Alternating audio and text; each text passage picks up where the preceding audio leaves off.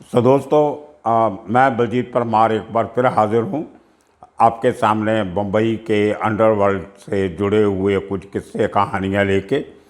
और आज मैं आपको सुनाऊंगा एक बहुत इंटरेस्टिंग किस्सा जो घूमता है अरुण गवली के one of the biggest sharp shooter, जो 10-12 जो अरुण गवली के स्टार शूटर थे, बहुत बड़े, जिनका बहुत नाम था, जिनके नाम की दहशत थी, उनमें से एक था तानिया कोली। तो आज मैं आपको किस्सा सुनाऊंगा उस तानिया कोली का, जिसके बारे में बहुत कम देखने सुनने को मिलता है। लेकिन वो शख्स ने 4-5 साल के समय में इतने काम किए बड़े बड़े, इतना नाम कमाया अंडरवर्ल्ड की दुनिया में, कि वो अपने आप में एक बहुत बड़ी एक दिलचस्प और सनसनीखेज कहानी है। तानिया कोली पैदा तो हुआ था, कुंभारवाड़ा एरिया है एक, मुंबई में, साउथ बॉम्बे में, वहाँ का रहने वाला था। और बचपन से ही उसको, क्योंकि पठान गैंग वहाँ पे था, करीम लाला गैंग था, दाऊद का गैंग उस एरिया में था, जैना भी जो बहुत बड़ी दारू का और सेटलमेंट का धंधा चलाती थी, वो उस एरिया में थी। हाजी मस्तान का ऑफिस उस एरिया में था। तो ले दे के जितने उस ज़माने के स्मगलर, अंडरवर्ल्ड के फिगर, सब उसी एरिया में रहते थे। और कैसे कहते हैं कि अंडरवर्ल्ड में जाना भी एक छूत की बीमारी की तरह होता है। एक को लगती है तो दूसरे तक पहुंच जाती है। तो बहुत सारे यंगस्टर, हमने पिछले दिनों में किस्सा सुना फिरोज़ कोंकणी का, दूसरे लोगों का। तो उसी तरह बचपन से जब 18-20 साल की उम्र में तानिया कोली को अंडरवर्ल्ड की लत लगी, कहीं सपने देखने लगा बड़ा आदमी बनने का, तो और कहीं इसकी दाल नहीं गली, इधर उधर गया लोगों को मिलने, काम नहीं मिला। तो ये बात एग्जैक्टली कोई तारीख, डेट, साल तो नहीं कहीं से मिल रहा, लेकिन उसने शुरुआत जैना बी के ऑफिस के चक्कर काटने में लगाई कि वहाँ से जो बड़े बड़े लोग जैना बी को मिलने आते हैं, उनमें से शायद मेरा कहीं कोई चांस लग जाए, मैं कहीं किसी को मिल जाऊँ, काम मिल जाए। तो उन्हीं दिनों में इसकी मुलाकात होती है रजाब अली मेहंदी, जो रज्जी भाई के नाम से मशहूर था। पूरी अंडरवर्ल्ड की जो दुनिया है वो रज्जी को जैना बी का बेटा समझती थी, लेकिन असल में कोई इनका खून का रिश्ता नहीं था। तो बचपन से ही रज्जी भी जैना बी का बहुत बड़ा फ़ैन था और उसके घर पे ही रहना, आते जाने, उसके काम करने। तो ये पूरा बात फैल गई थी कि रज्जी जैना बी का बेटा है। तो उस तरह से वहाँ पे मुलाकात होने से इसने रज्जी के साथ घूमना फिरना शुरू कर दिया तानिया कोली ने।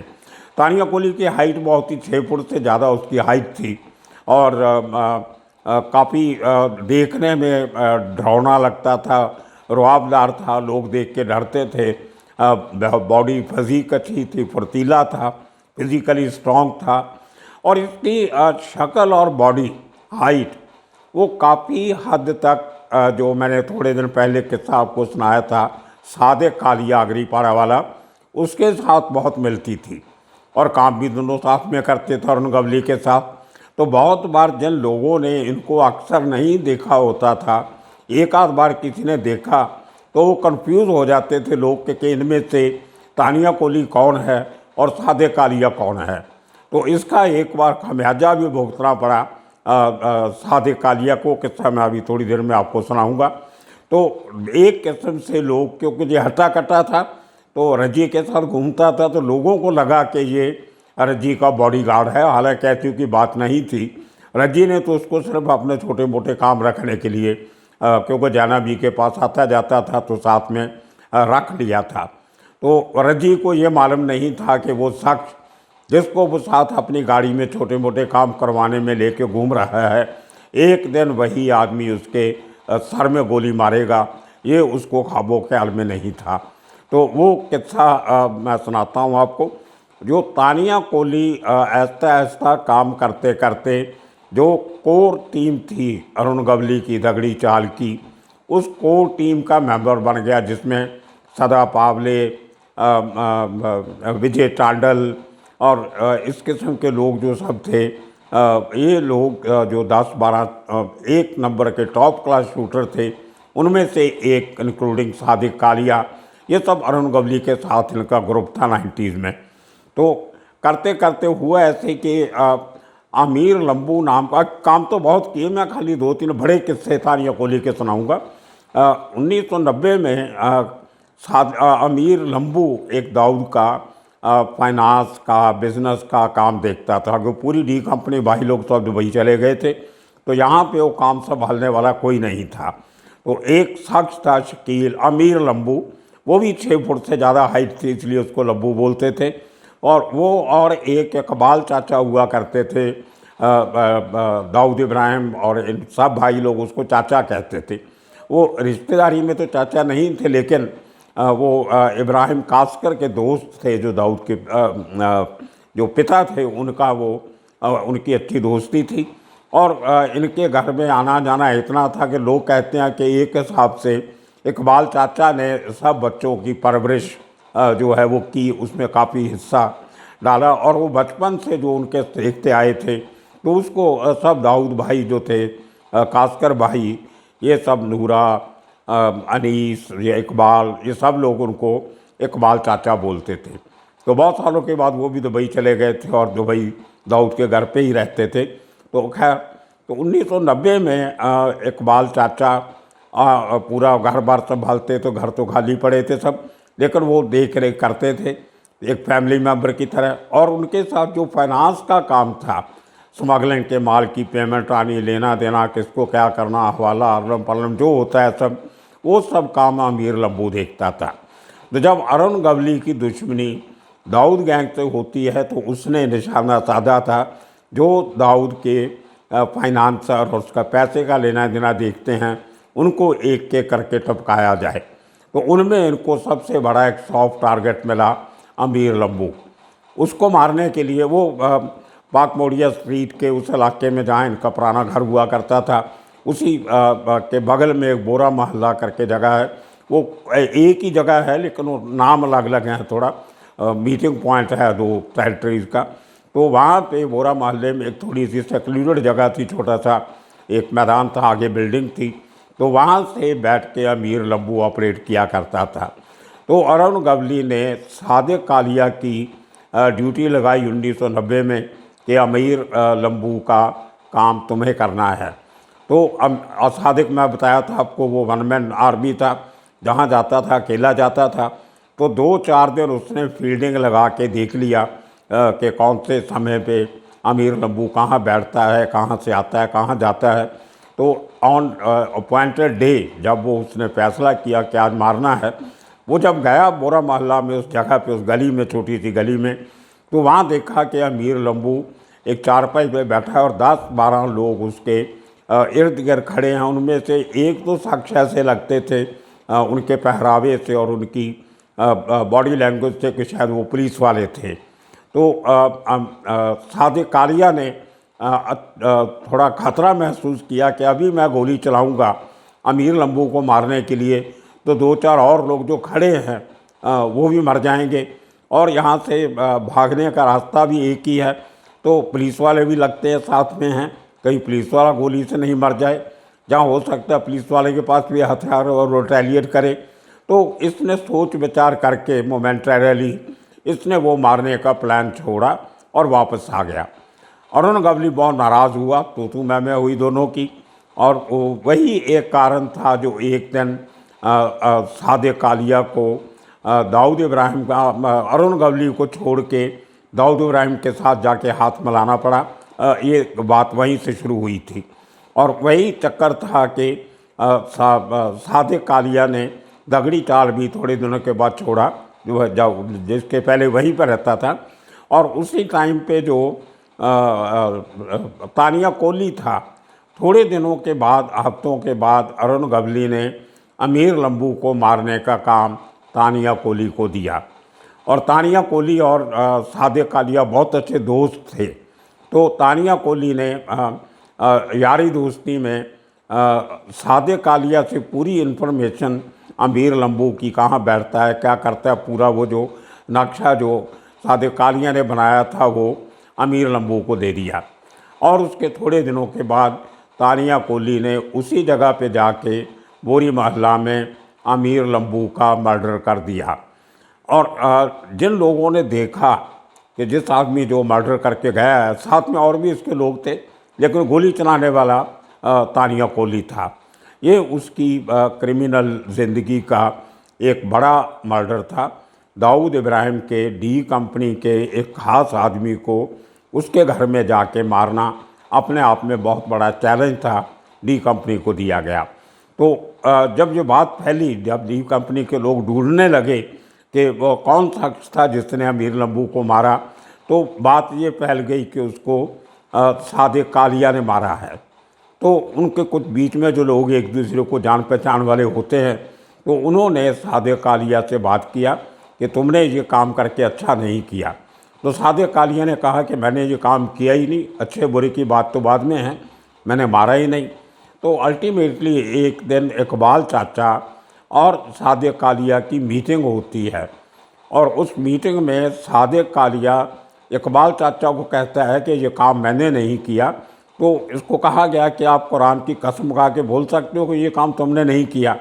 तो सादिक कालिया ने इकबाल चाचा के सामने कुरान की कसम खाई कि ये काम मैंने नहीं किया। तो फिर जब इकबाल चाचा ने पूछा कि तुमने नहीं किया तो किसने किया, तो सादिक कालिया ने जवाब दिया कि मुझे मालूम है ये काम किसने किया, पर मैं नाम नहीं बताऊंगा, वो मेरे असूलों के ख़िलाफ़ है। खैर, तो उस चक्कर में सादिक कालिया तो दाऊद गैंग ने साइड कर दिया कि इसका हाथ नहीं है, इसने कसम खाई है। तो तानिया कोली की तलाश शुरू हुई। उसके बाद जब ये इतना बड़ा पंगा हुआ, तो तानिया कोली ने भी अपना घर छोड़ के दगड़ी चाल के अंदर रहना शुरू कर दिया। दगड़ी चाल उस समय सबसे बड़ा most secured, most protected compound गिना जाता था, जहाँ पे पुलिस भी घुसने से डरती थी, बाहर के लोगों का अंदर जाना तो बहुत मुश्किल था। तो उसके थोड़े दिनों के बाद साजिद कालिया अलग होता है। इसी किस्म के झगड़े जो अरुण गवली के साथ हुए, और तानिया कोली साजिद कालिया की गैर हाजिरी में उसका रुतबा और उसका नाम अरुण गवली गैंग में और बढ़ने लगा। और उसके बाद दूसरा बड़ा काम तानिया कोली को इसलिए दिया गया कि वो एक ज़माने में उस आदमी को जानता था, उसके साथ उठता बैठता था, और वो शख्स था रज्जी। रज्जी के साथ किसी लेने देने के चक्कर में अरुण गवली की तू मैं हुई, और वो डिसाइड हुआ कि रज्जी को रास्ते से हटाया जाए। और रज्जी का जो ऑफिस घर था वो मोहम्मद अली रोड पे था। उसका भाई भी था एक सोहेल, उसको मैं मिला एक दो बार। वो मोहम्मद अली रोड के कॉर्नर पे एक मांडवी टेलीफोन एक्सचेंज है, वहाँ से अगर हम वीटी की तरफ जाते हैं मोहम्मद अली रोड पे, तो थोड़ा आगे जाके राइट साइड में एक गली में एक 3 स्टार होटल है, मैं नाम तो भूल गया उसका, वो सोहेल उसको चलाता था, सोहेल ने बनाया था। लोग तो ये कहते हैं कि बनाया रज्जी ने था, लेकिन भाई को चलाने के लिए दे दिया। तो खैर वहाँ पे वो होटल था। कुछ दिनों के बाद उसके सोहेल का मर्डर भी उसी होटल में कुछ लोगों ने कर दिया था, कि वो किस्सा बाद में सुनाऊंगा। तो रज्जी उस एरिया में रहता था। वो ज़माना था जब टीवी पे कुछ ख़ास प्रोग्राम नहीं आते थे, दूरदर्शन का ज़माना था, प्राइवेट चैनल नहीं थे, कोई एंटरटेनमेंट के साधन नहीं थे। तो अक्सर जो शौकीन लोग हुआ करते थे टाइम पास करने के लिए, वो वीडियो पार्लर से कैसेट्स लाते थे, और घर में बैठ के वो अपना टीवी पे ब्लैक एंड वाइट टीवी, या तब तक कलर टीवी शायद आ गए थे, तो वो घर में बैठ के फिल्में वगैरह देखना, हिंदी अंग्रेज़ी मराठी जो भी देखनी है किसी ने। तो रज्जी शाम को निकला 6:30-7 बजे अपने घर से। वहाँ से कुछ दूरी पे एक वीडियो पार्लर था, जहाँ से वो अक्सर वो वीडियो कैसेट्स वो लाता था देखने के लिए, पुरानी वापस कर आता था, नहीं लेके आता था। तो इस बात की जानकारी तानिया कोली को थी, क्योंकि वो एक ज़माने में रज्जी के साथ उठता बैठता रहा था। तो इन लोगों ने फील्डिंग लगा के रखी। 2-3 दिन तो रज्जी किसी कारण से नहीं गया वीडियो पार्लर, लेकिन इन्होंने रोज़ फील्डिंग लगा के रखते थे। तानिया कोली, सदा मामा, और साथ में विजय तांडेल, ये इस किस्म के और 3-4 लोग साथ में फील्डिंग लगा के बैठे। तो उस दिन 91 की बात है जी। उस दिन जब रज्जी निकला अपनी गाड़ी में उस वीडियो पार्लर जाने के लिए, तो इन लोगों ने उसका पीछा किया। रज्जी भी सारी उम्र उसने इस किस्म के लोगों में निकाली थी, तो उसको मालूम पड़ गया कि 2 गाड़ियां मेरा पीछा कर रही हैं आगे पीछे। तो उसने इनको चकमा देते देते वो हाजी अली की तरफ से करते करते माहिम दरगाह तक पहुंच गया। और माहिम एरिया तक, जो बैलरा और माहिम का यहाँ पे मेल होता है दोनों, तो वो ये दोनों गाड़ियाँ उसका पीछा कर रहे हैं। लेकिन वो ट्रैफिक इतना था, शाम का टाइम, हर सिग्नल पे ट्रैफिक वाले खड़े हैं, पुलिस की मूवमेंट भी थी, तो इनको उसकी गाड़ी रोक के रज्जी पे अटैक करने का मौका नहीं मिला। माहिम के बाद आगे थोड़ा बम्बई का नक्शा ऐसा है कि उसमें थोड़ा ट्रैफिक कम हो जाता है, तो तभी ये जो रेक्लेमेशन एरिया बम्बई का है बैंड्रा का, वहाँ पे रज्जी ने माहिम से आके सीधा जाओ तो बैंड्रा वेस्ट की तरफ चले जाते हैं, राइट जाओ तो कलानगर चले जाते हैं। तो उसने लेफ़्ट की तरफ जो रास्ता लीलावती हॉस्पिटल को जाता था, वहाँ उस तरफ रज्जी ने गाड़ी घुमाई। वो थोड़ा सेक्लूडेड एरिया था, ट्रैफिक भी कम होता है, तो उसके राइट साइड में एक छोटी सी लेन, बाई लेन, वहाँ पे एक टेलीफोन एक्सचेंज है मेन रोड से थोड़ा पीछे हट के। मेन रोड पे एक बहुत बड़ा फर्नीचर का स्टोर था, कॉन्डोर, उसके साथ एक पेट्रोल पंप है भारत पेट्रोलियम का, उसकी बैक साइड में ये टेलीफोन एक्सचेंज। तो एक सेक्लूडेड एरिया बैक साइड वाला, वहाँ पे रज्जी को गाड़ी स्पीड में घुमाने का मौका नहीं मिला, और उसने इस दोनों ने 2 गाड़ियों में से जो लोग उतरते हैं और रज्जी के ऊपर फायरिंग करते हैं उसकी गाड़ी रोक के। और उस क्रॉस फायरिंग में जो विजय टांडेल नाम का जो एक शार्प शूटर गवली का बहुत मशहूर था, वो उसके एक पाँव में गोली लगती है, पेट में लगती है, वो इंजर्ड होता है। लेकिन रज्जी गोलियों के बछार में रज्जी की मौत हो जाती है। तब तक टाइम 8 साढ़े 8 का टाइम हो गया होता है। इतना लंबा मोहम्मद अली रोड से इतने मीलों तक पीछा करके आके उसको बैंड्रा में उस सेक्लूडेड जगह पे टेलीफोन एक्सचेंज वाली गली में आके रज्जी का मर्डर किया गया 91 में। उसके बाद तानिया कोली का नाम और उसका रुतबा अरुण गवली गैंग में और ज़्यादा बड़ा हुआ, और कहीं ना कहीं से सदा पावले और विजय टांडल वगैरह लोगों को थोड़ा उससे जलन भी होने लगी कि ये आदमी बाद में आके इतने बड़े बड़े काम अरुण गवली के लिए कर रहा है। खैर, तो ये करते करते बात 93 तक आ जाती है। 93 तक अरुण गवली और अमरनाथ गैंग की लड़ाई पूरे ज़ोरों पे होती है। एक दूसरे के आदमी धड़ाधड़ मारे जाते हैं। ये आपस में बापट गैंग और गवली गैंग की लड़ाई में काफ़ी लोग गए, लेकिन कभी वो लड़ाई घर तक नहीं पहुंची थी। लेकिन अरुण गवली ने एक जो अंडरवर्ल्ड का वो अनरिटन कानून होता है कि किसी की फैमिली मेंबर तक नहीं जाना, वो गलती अरुण गवली ने कर दी। 93 मार्च में मुंबई में ब्लास्ट होते हैं, और 2 महीने के बाद अरुण गवली ने तानिया कोली और इसके अपने आदमियों को भेजा। अमर नायक का छोटा भाई अश्वन नायक, उसके फादर इन लॉ जो थे, ससुरा उसके, वो एक व्यापारी थे, गुजराती थे, उनका नाम था हीरालाल जेठवा।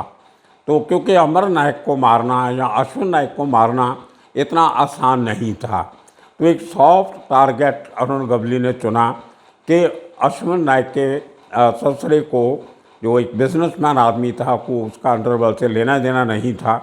उसकी बेटी की शादी हुई थी अश्विन के साथ, भाई एक रिश्ता था, उसको मारने की प्लानिंग बनाई और उसका जिम्मेदारी दी गई तानिया कोली को।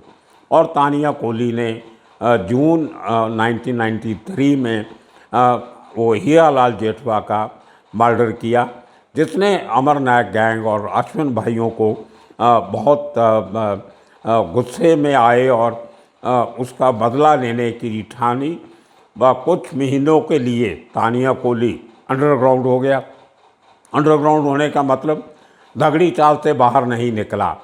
तो उसके बाद उसको ढूंढने के उस मर्डर केस में थोड़े दिनों के बाद एक डमी इन्होंने पेश किया अरुण गवली ने पुलिस को कि हीरालाल जेठवा को ये 2 लोगों ने मारा है। उनमें एक लंबा आदमी था उसी किस्म का जिस किस्म का तानिया कोली था, एक और कोई साजिद था।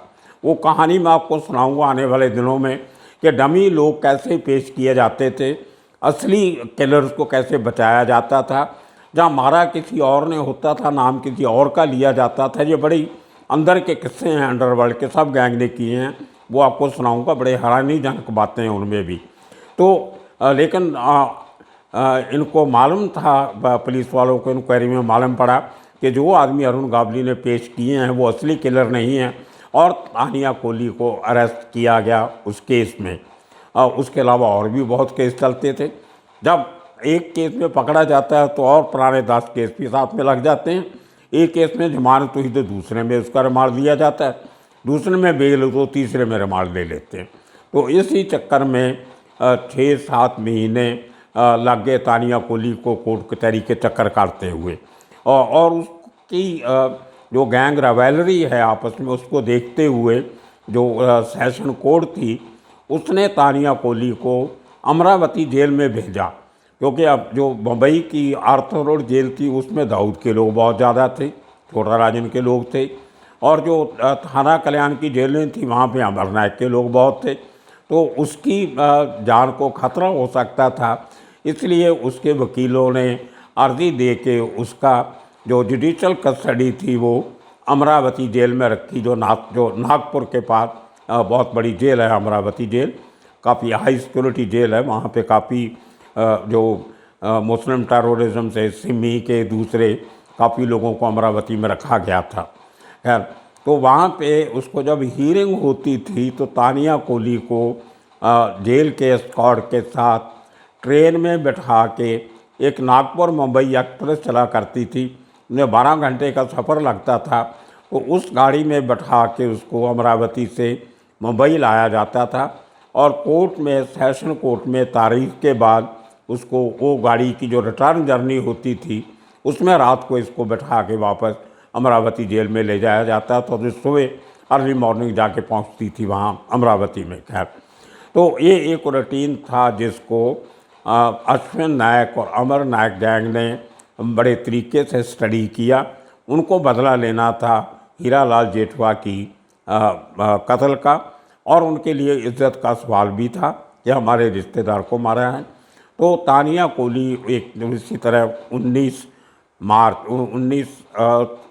सितंबर का दिन था, शायद 19 सितंबर को सेशन कोर्ट में अपनी तारीख निपटाने के बाद जब ट्रेन में जा रहा था तो इन्होंने बापड़ गैंग ने फील्डिंग लगा के रखी थी कल्याण स्टेशन पे, क्योंकि कल्याण स्टेशन थोड़ा बम्बई के काफ़ी बाहर पड़ता है, थाना के आगे कल्याण, और वो स्टेशन ऐसा है जहाँ से कोई भी क्राइम करके कमिट करके भागने के रास्ते बहुत हैं।